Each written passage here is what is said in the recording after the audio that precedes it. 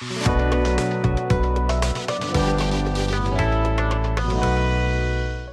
To Broadway एडवी academy. मैं रोहिणी और आज मैं आप सभी के साथ डिस्कस करूंगी कुछ की टिप्स जिसे ज़रूरी है आल्स में अवॉइड करना और इन चीज़ों से आपको बेनिफिट होगा अपने आल्स के टारगेट्स को इम्प्रूव करने के लिए।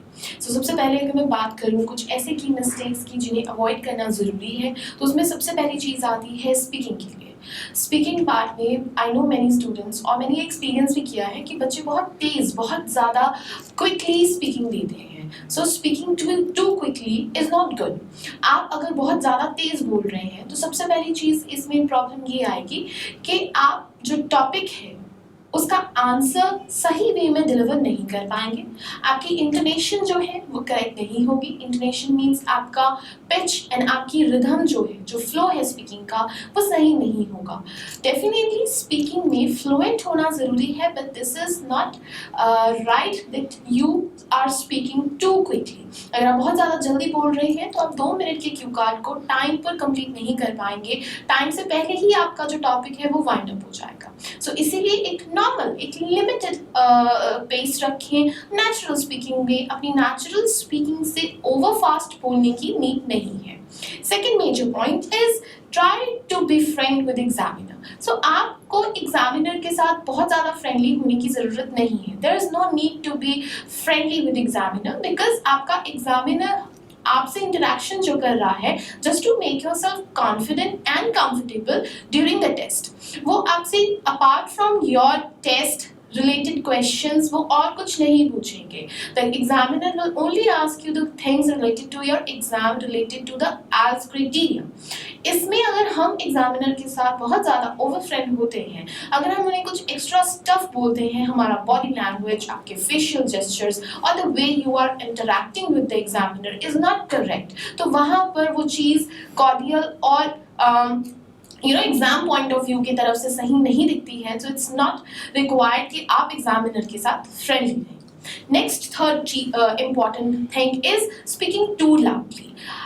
जैसे मैंने अभी आपको बताया, इंटोनेशन इज वेरी इंपॉर्टेंट। आप कहीं पे बहुत ज़्यादा लाउड बोल रहे हो, कहीं पे आपकी पिच बहुत ज़्यादा लो है, तो ऐसा बिल्कुल नहीं होना चाहिए। You have to carry your speaking with a balanced pace ताकि आप बहुत ज़्यादा लो भी साउंड ना लगे और बहुत ज़्यादा आप लाउड भी ना लगे। Next fourth main point that you need to avoid is do not read, just scan. आपको रीडिंग मॉड्यूल की अगर मैं बात करूं तो रीडिंग में आपको हर एक चीज़ को पढ़ने की ज़रूरत नहीं है। आपको मेजर पॉइंट्स को, मेजर चीज़ों को स्कैन करना है। फॉर एग्जाम्पल कीवर्ड्स, अगर आपको रीडिंग में क्वेश्चन आंसर्स को फाइंड करने हैं तो आपको वहाँ पर उसमें दी गई कीवर्ड्स को स्कैन करना है।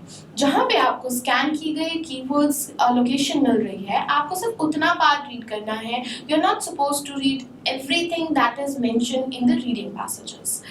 Next important thing is not writing like an individual. Many students use personal pronouns while explaining or giving justification in body paragraphs. If you are supporting your body paragraphs with individual viewpoint, तो यहाँ पर आपका examiner जो है वो उसको सिर्फ individual perspective से ही consider कर रहे हैं। आपने किसी भी topic पे इंडिविजुअल्स के पॉइंट ऑफ व्यू से नहीं लिखना, आपने उसको इन जनरल लिखना है। जो स्टूडेंट्स पर्सनल प्रोनाउंस यूज कर रहे हैं like we, I, they, he, she, तो ही शी मीन्स आप एक इंडिविजुअल की बात कर रहे हैं, आपको इसको जनरल लगना है। You can use people, you can say masses, और you can divide into groups. Like अगर हम फीमेल्स बोल रहे हैं, वुमेन की बात कर रहे हैं, और we are talking about male boys की बात कर रहे हैं, तो इस तरीके से हम उनको डिवाइड जरूर कर सकते हैं, बाइफिकेट जरूर कर सकते हैं, पर हम ही, शी, आई, माई जैसे वर्ड्स को बिल्कुल भी यूज नहीं करेंगे। और अगर यूज करना भी है तो सिर्फ वहीं पे जहां आपने अपना ओपिनियन बताना है। Next important thing is using vocabulary and phrase inappropriately. Definitely writing में, speaking में आपको vocabulary की बहुत ज़्यादा नीड है। ये बहुत इंपॉर्टेंट है कि आप अच्छे vocabulary words यूज करें, but in case you are using wrong vocabulary word and wrong phrases and idioms inappropriately, then it it will lose your scores. तो यहाँ पे इस चीज़ का ध्यान रखें कि आपको सिर्फ वही vocabulary यूज़ करनी है जो कि आपके sentence formation के हिसाब से relevant है. So I suggest you to use right vocabulary word at right place. Do not use anything inappropriately. After that, not concentrating in listening module. अगर आप लिसनिंग मॉड्यूल में कंसंट्रेट नहीं हैं, अगर आप क्वेश्चंस को सही तरीके से नहीं पढ़ रहे, if you are not following written and verbal instructions, तो आप मैक्सिमम स्कोर्स को लॉस्ट कर दोगे, क्योंकि लिसनिंग मॉड्यूल बहुत ज़्यादा इजी है और इस मॉड्यूल में सबसे इंपॉर्टेंट चीज़ है आपकी concentration.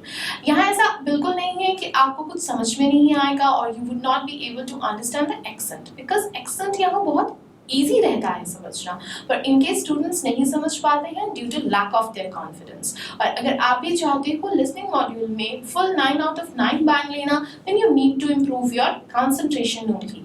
Written and verbal instructions को पढ़ें, साथ ही साथ आपको अपनी राइटिंग पे भी ध्यान देना है कि आपको लिसनिंग भी करनी है. You have to read the part, you have to read the questions and you have to write the answers too.